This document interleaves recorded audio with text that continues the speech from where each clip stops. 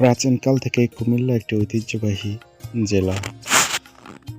এই জেলায় প্রাচীনতম বিভিন্ন নিদর্শনগুলোর মধ্যে কুমিল্লার বৌদ্ধবিহার একটি অন্যতম নিদর্শন। আজকে আমরা কুমিল্লার এই বিখ্যাত বৌদ্ধবিহারটিকে বিভিন্ন অ্যাঙ্গেল থেকে ঘুরিয়ে দেখার চেষ্টা করব। শুরু থেকে শেষ পর্যন্ত আমাদের ভিডিওটি দেখবেন, আশা করি ভালো লাগবে। তা আমরা প্রথমে 30 টাকা দিয়ে 30 টাকার টিকিট কেটে বৌদ্ধ মন্দিরের ভিতরে প্রবেশ করতে হয়। এই বৌদ্ধ মন্দিরটাকে আসলে নতুনভাবে সুসজ্জিত করা হয়েছে। এই যে আমরা 20 টাকা দিয়ে টিকিট কেটে তারপরে বৌদ্ধ মন্দির দিয়ে যখন প্রবেশ করি তখন আমরা প্রথমে এই ভিউটা দেখতে পারি। আমরা এখানে এসে দাঁড়াই, তারপর এটাকে আমরা এভাবে দেখি। আসলে প্রতিদিন বৌদ্ধ মন্দিরের খোলা থাকে। প্রতিদিন এখানে আসলে ভিজিটররা এসে ভিজিট করে। অসংখ্য মানুষ প্রতিদিন এই বিখ্যাত বৌদ্ধ মন্দিরটিকে ভিজিট করার জন্য আসে। এটা সৌন্দর্য সবাইকে মণ্ডিত করে। তো যারা দূর দূরান্ত থেকে কিংবা অন্যান্য জেলা থেকে বৌদ্ধ মন্দিরটিকে দেখার জন্য আগ্রহ থাকে, তাহলে আপনারা এসে দেখতে পারেন, আশা করি ভালোই লাগবে। তো এই যে বৌদ্ধ মন্দিরটির উপরে একটা বড় একটা পিতলের একটা এখানে দেখা যায়। পিতলের একেবারে বৌদ্ধ মন্দিরটির মাথায় একটা পিতলের কি বলে এটাকে, যে একটা মতো আর কি, জাস্ট একটা কলসির মতো থাকে। তো এটা দূর থেকে দেখতে, সূর্যের আলো যখন এটাতে পড়ে, এটাতে একটা স্বর্ণালী আভা তৈরি হয়। দূর থেকে দেখতে এটাকে খুব ভালো লাগে। এটা হচ্ছে বৌদ্ধ মন্দিরের সামনের দিকটা। ঠিক এইভাবেই বৌদ্ধ মন্দিরের আরও একটা পিতলের মূর্তি আছে, যেটাকে যখন রৌদ্র পড়ে এটাতে, তখন এটাতে একটা অন্যরকম একটা কালার ধারণ করে, যেটাকে আসলে কাছ থেকে না দেখলে খুব বেশি বোঝা যায় না।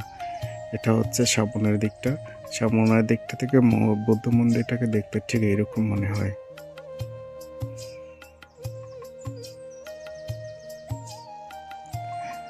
তারপরে এখানে বড় দুইটা সাপের আছে, মূর্তি আছে, যেটাকে নাগনাগিনী বলা হয়। তো এই নাগনাগিনীটি এইভাবে বিভিন্ন অ্যাঙ্গেল থেকে দেখতে অনেকটাই ভালো লাগে। এটাও স্বর্ণালী কালারের, রৌদ্রের আলোতে ঝলমল করে, দেখতে খুবই ভালো লাগে। তারপরে তার পেছনের দিকটা আছে। আমরা পেছনের দিকটা, এটা হচ্ছে সামনের দিকের খোলা জায়গাটা, বৌদ্ধ মন্দিরের সামনের দিকে এই খোলা জায়গাটা। এখানে অনেক মানুষ দাঁড়িয়ে এটার ছবি তোলে। তারপর এটা উপর থেকে বাহিরের দিকটা, এই ভিউটা এরকম।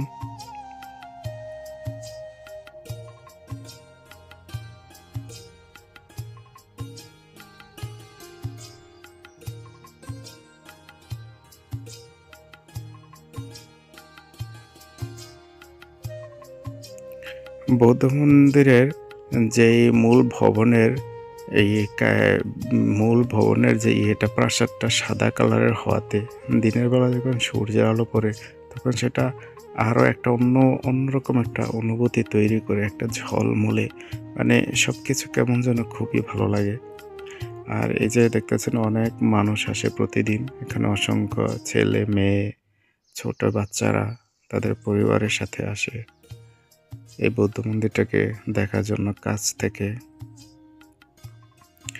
তারপরে অনেক যুবক যুবতীরাও আসে যারা এটাকে আসলে কাছ থেকে দেখতে চায়।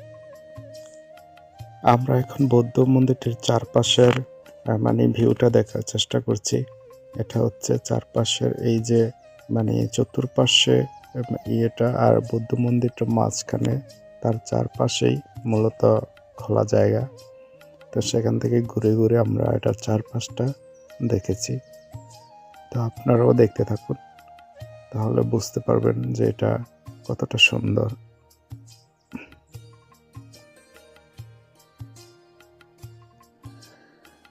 ওই যে বললাম না, দিনের বেলায় যখন এটাতে সূর্যের আলো পড়ে, এমনিতেই তো বৌদ্ধ মন্দিরটা সাদা রং করা, যখন আবার সূর্যের আলোটা পড়ে সেটা কি বলবো, খুবই সুন্দর, একেবারে শ্বেত পাথরের মতো একটা রূপ ধারণ করে, যেটার আসলে ভিউটা কাছ থেকে না দেখলে কখনোই বোঝা যায় না এটা কত সুন্দর।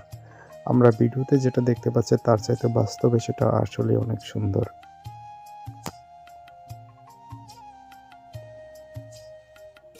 এই যে এটা হচ্ছে সামনের দিকটা, আমরা পেছনের দিকটা দিয়ে ঘুরে এসে সামনের দিকটা এসে দাঁড়িয়েছি।